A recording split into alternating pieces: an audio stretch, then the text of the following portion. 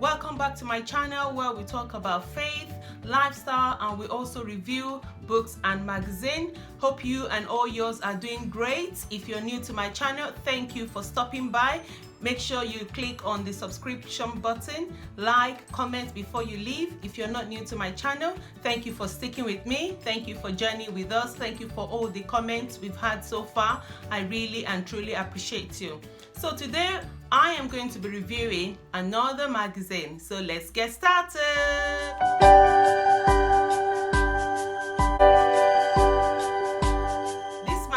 Is a very special magazine and it's called Rich Family Times. Rich Family Times. I know that, some of us are still locked down in our different countries, and I think this is a very good opportunity to bond together as families, and this is a very good time to bond together, work together as a family unit, be it husband and wife, be it with children, grandchildren, or grandparents, whichever you live with your nuclear or your extended family. So I'll be reviewing this book just to give us some top tips, some ideas on what we can do together. We can have family times, but is it actually rich quality family time?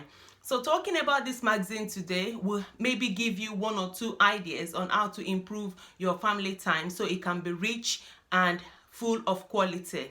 So the first section of the magazine is talking about how your family is actually God's gift. So don't take it for granted. Nobody chooses their family. Nobody chooses the family to be born into. It wasn't like, oh, I want to be born in so and so country. Nobody had that opportunity. So whichever family you are, be it what you expect it to be or not, be grateful for the family, and you'll be surprised how this family kind of turns out to be your ideal family.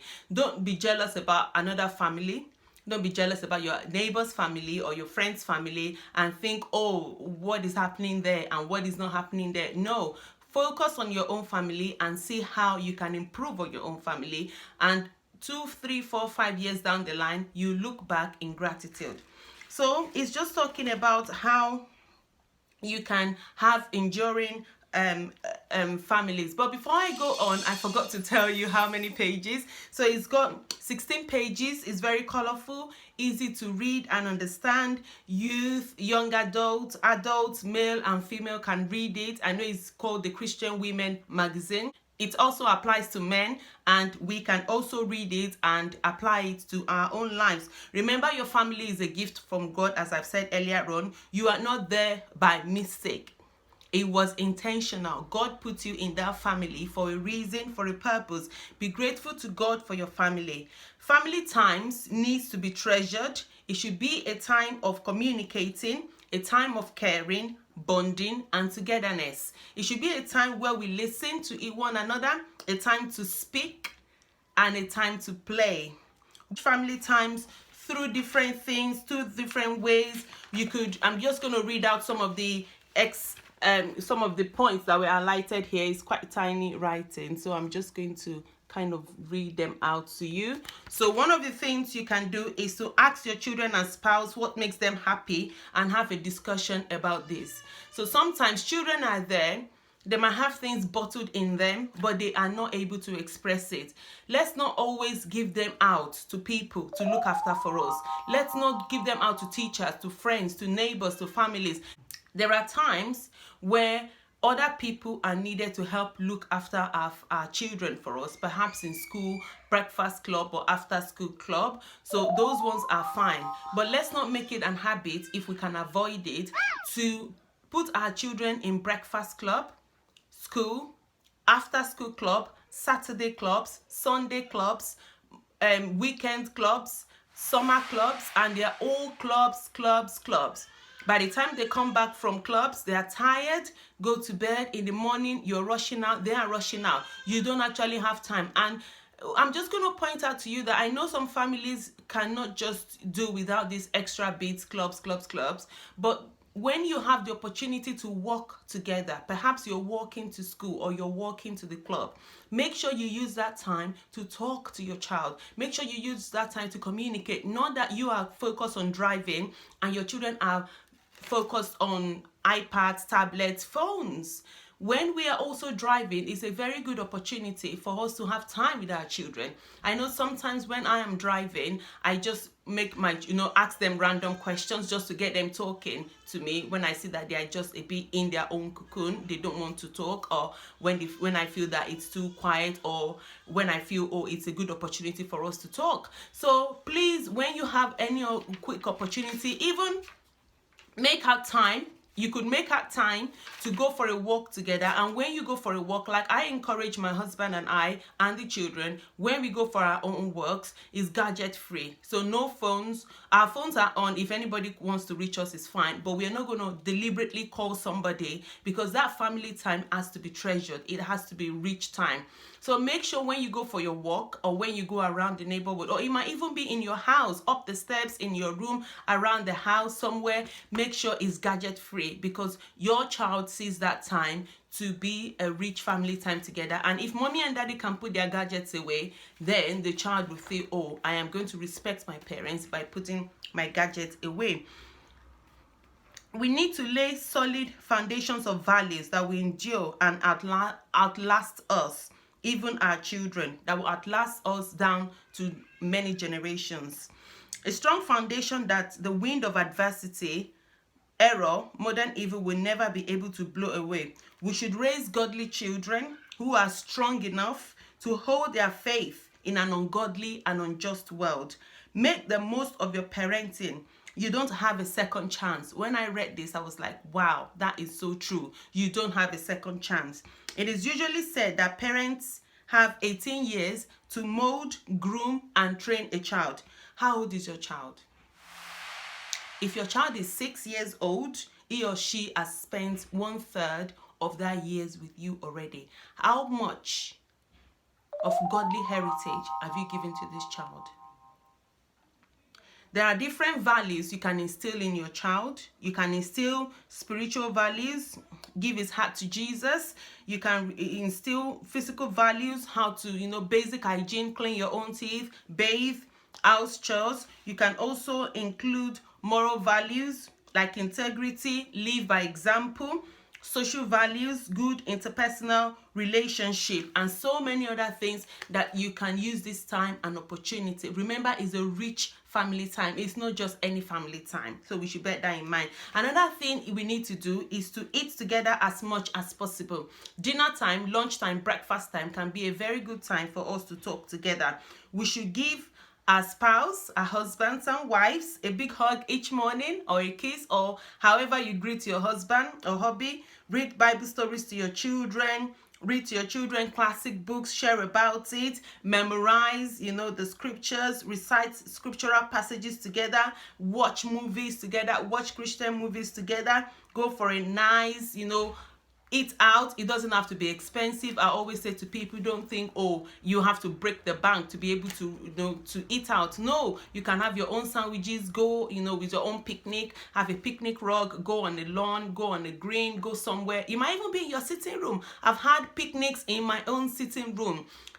Sometimes it's very cold outside and I just want to sit on the floor with my children. We have the picnic rug in the sitting room, and then we have our food. You might even deliberately pretend as if it's takeaway. We call it fake away. So takeaway, fake away, get it? So we come together as a family, sit on the floor with them, eat with our hands, our fingers, go for vacation, do planning together, get your child involved. Sometimes you might not always want to accept what they say, but at least get them involved, let them know their ideas, ask them, what do you think about this country? How do you think about this place? What do you think about this, walk or something? They'll be very excited. Write a special letter of appreciation. Sometimes I write I love you in my children's pack lunch when I'm making it, and I hide it under their pack lunch so that whenever they get to school, they open it, they're like, oh, so it's like a little surprise to them. Sometimes I write a little note in my husband's pack lunch as well. I hide it under his sandwiches, so whenever he's eating it, he might come across it. Sometimes I put it on his computer, sometimes I put it in his coat just to say, oh, I love you. Sometimes I send a random text messages to him just for him to know that I'm thinking about him. So go camping is possible. If you can camp outside, if you can camp in your garden or camp in your sitting room, like I said, make it into your own ideal camp. Why not?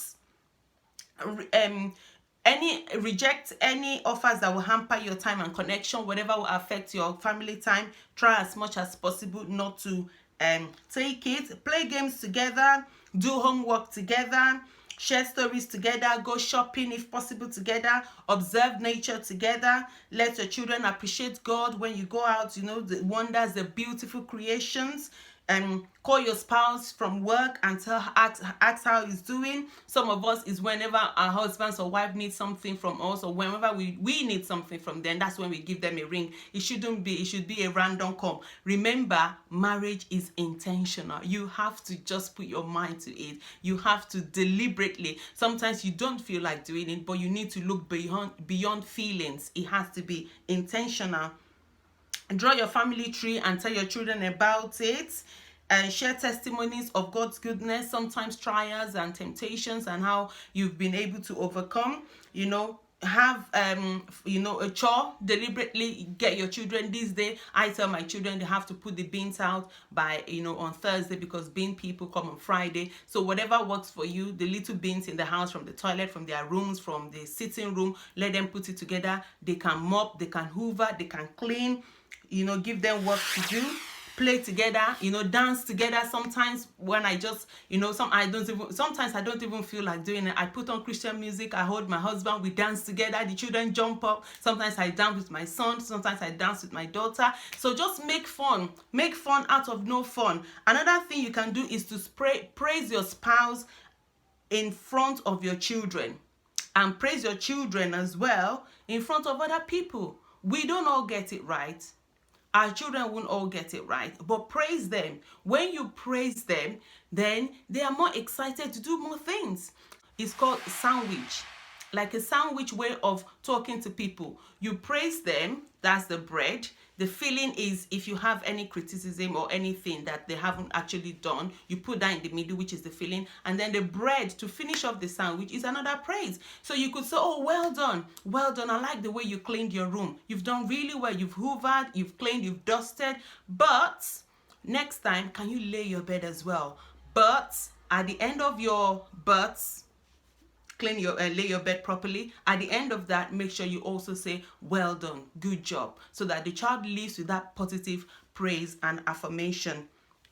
Give your child the freedom to pick his favorite meal menu, sometimes at least once a week. So in our house, we have a lot of things. Sometimes the children get out, we have a book with the family meals on it. They pick out a meal. We go shopping, or my husband goes shopping most of the time when they want to do those meals from that particular book. And then they come back home, gets them involved. They all wear their aprons, very excited in the kitchen, and they cook. So it's just a family time. Like I said, is a very good magazine. It's Rich Family Time. I know it says 2012 there, but to be honest, the content is very relevant for today, especially when families are falling apart and it looks like there's no glue, or there's nothing bringing them together. We are together in the house, but it's possible for us to be together in the house, but we are not actually getting the best from each other. So I hope this magazine has encouraged you to go all out and see how you can encourage your family, how you can have that